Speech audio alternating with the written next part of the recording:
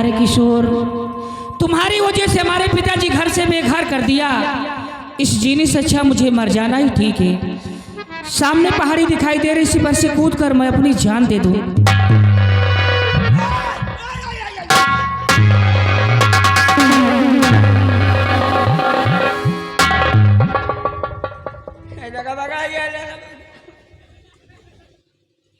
आदत पड़ी। अरे यहाँ से कूद जाती तो हड्डियों को चूरा नहीं मिलता। आत्महत्या बुज़दिली है, पाप है। अच्छा पहचानी नहीं।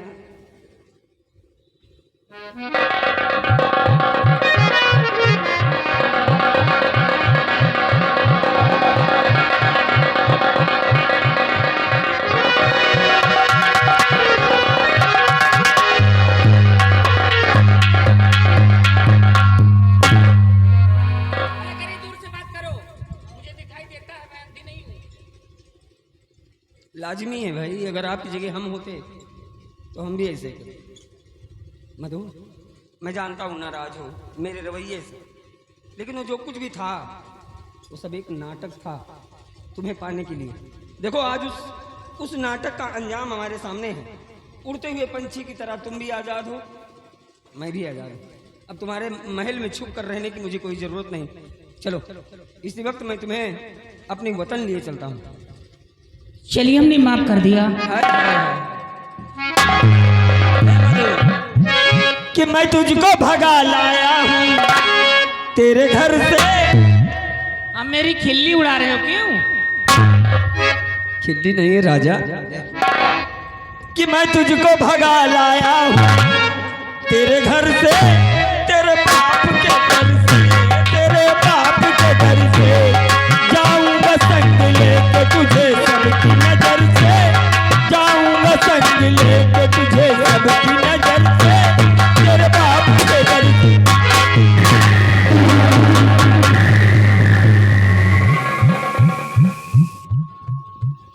लड़के,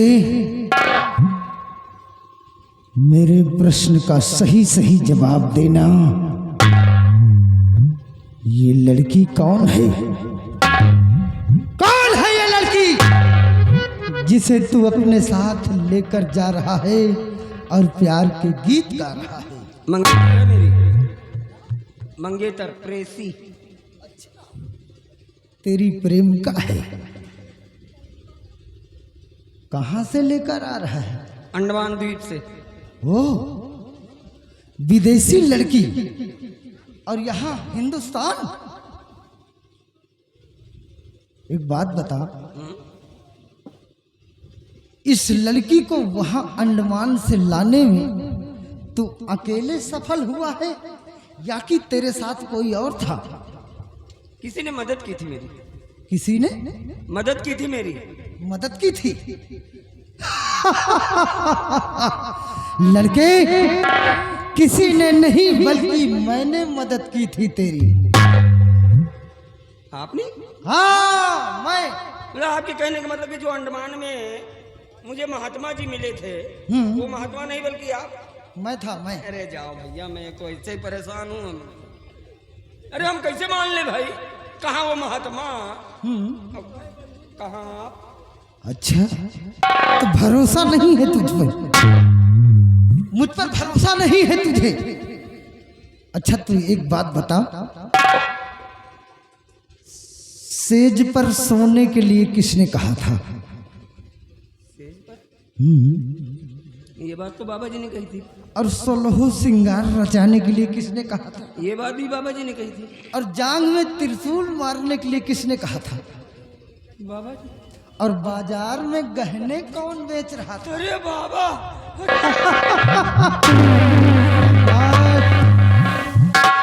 मैंने कहा ना, एक कंफ्यूजन है। कंफ्यूजन? संदेह है। क्या संदेह? तो आप सही सही डाकू हैं कि सही सही साधु हैं? बेटा, काम डाकू का था लेकिन भेष साधु का था। आपका शुभ नाम? डाकू दिलशेर सिंह जी। सुनो, तुम्हारे पिताश्री हमारे आहनी अड्डे पर हैं। क्या कर रहे हैं आप? और तुझसे मिलने के लिए बेचैन हैं। अरे चलो भैया ले आओ फिर अपने पिता से मिला।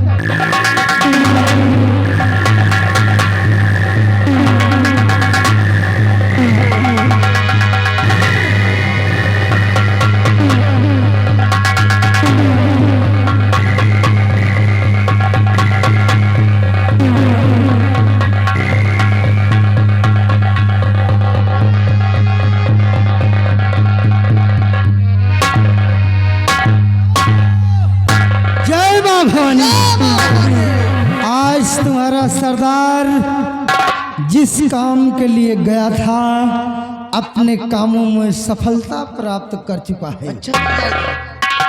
साथियों, सरदार जी जाओ जाकर देखो पहाड़ी के पीछे एक नौजवान खड़ा हुआ है और उससे कहो कि मैंने याद किया है।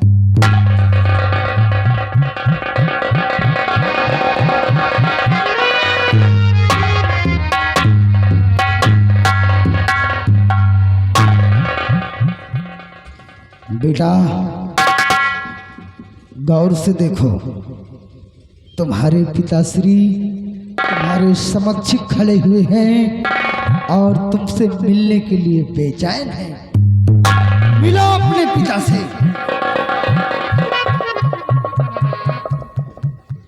हे भगवान, ये दशा मुझे माफ कर दीजिए पिताजी। मैं आपका बेटा, आपके जिगर का टुकड़ा, आपका किशोर, मैं लौट आया हूं। एक बार बेटा कहकर मुझे अपने सीने से लगा लीजिए पिताजी। कुछ बोलिए पिताजी, कुछ बोलते क्यों नहीं?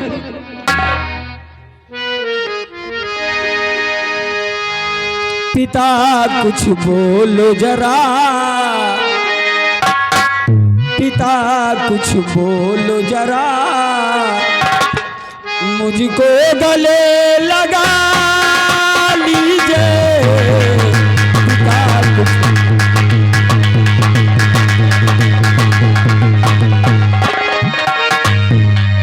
पिता कुछ बोलो जरा, मुझको गले लगा लीजिए। मैं हूँ किशोर पिता, मैं हूँ किशोर पिता, ध्यान पिसरते दीजिए।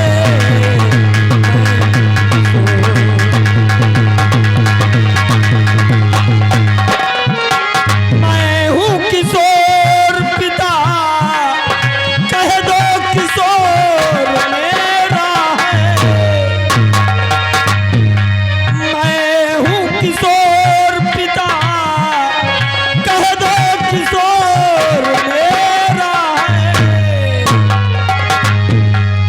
अब न रोवो पिता, अब न रोवो पिता, ध्यान पिसरते दीजिए।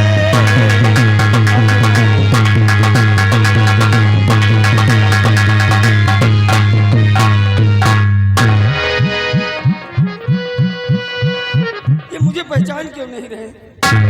इनसे कह दीजिएगा कि इनका बेटा आया है। बेटे किशोर, अपने पिता से मिलने के लिए बेचैन है तू, लेकिन तेरे पिता तुझे पहचान नहीं पा रहे हैं। निराश मत हो बेटा, तेरे बिछड़ने के बाद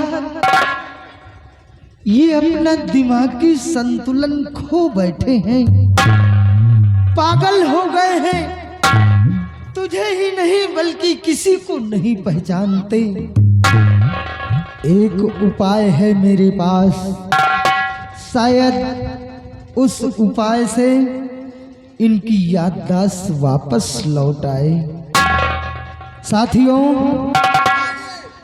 किशोर किशोर के नाम का जयकारा लगाओ। हो सकता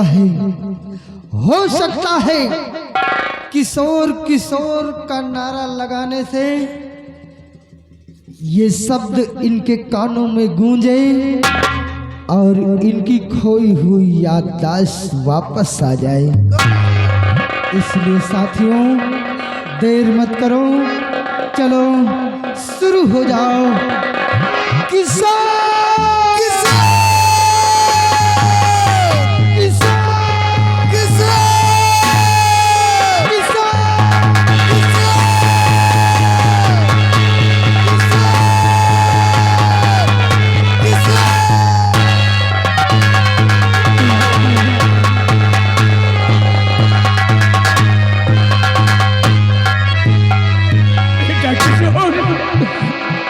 छोड़कर कहाँ चला गया? देख जाने के बाद मेरी बात हो गई। भगवान का लाख लाख शुक्र, आप अच्छे हो गए। मैं बहुत दूर चला गया था पिताजी, इतनी दूर कि जहाँ से लौटना मेरे लिए मुश्किल नहीं बल्कि नामुमकिन था। ये तो मेहरबानी इनकी, इन्होंने वहाँ जाकर मेरी खूब मदद की और इनकी मदद की वजह से मैं यहाँ तक पहुँचा हूँ। ये इस हिंदुस्तान के मशहूर डाकू दिलशेर सिंह हैं। रुक जाओ बेटे। राजन, मैं कोई डाकू नहीं हूँ और ना ही हमारा नाम दिलशेर सिंह है। कौन हो तुम? पहचानिए राजन, पहचानिए।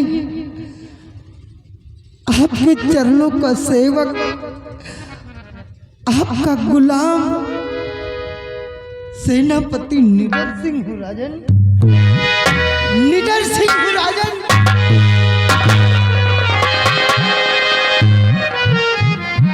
धन्य हो सेनापति जी, हमारी जिंदगी आपकी ऋणी है, हम कर्जदार हैं आपके। खूब अदा किया आपने नमक का फर्ज। सेनापति जी, बड़ी खुशी की बात है, आज बहुत दिन बाद मैं अपने वतन लौटा हूँ। अब अपने आने की खुशखबरी सबसे पहले अपने भाई जैसे दोस्त आपके बेटे कमलेश को दूंगा, उसके बाद दूसरा काम करूंगा मैं। रुक जाओ बेटे, रुक जा कुंवर किशोर। अरे तू किससे मिलने जा रहा है? भूल जा बेटे, कमलेश का नाम अपनी जुबान पर मत ला, क्योंकि कमलेश इस दुनिया में जीवित नहीं है, नहीं है। क्या हुआ मेरे कमलेश को? हेलो। और देखिए आगे माननीय अमरजीत सिंह इसी सीन पे खुश होकर के 50 रुपया इनाम दे रही है पार्टी। धन्यवाद। बेटे कुंवर किशोर, महामंत्री अभय प्रताप सिंह ने बतलाया कि कुंवर किशोर का कत्ल निडर सिंह के बेटे कमलेश ने कर दिया है और मैंने अपने बेटे कमलेश को खूनी कातिल समझकर भरे दरबार मौत के घाट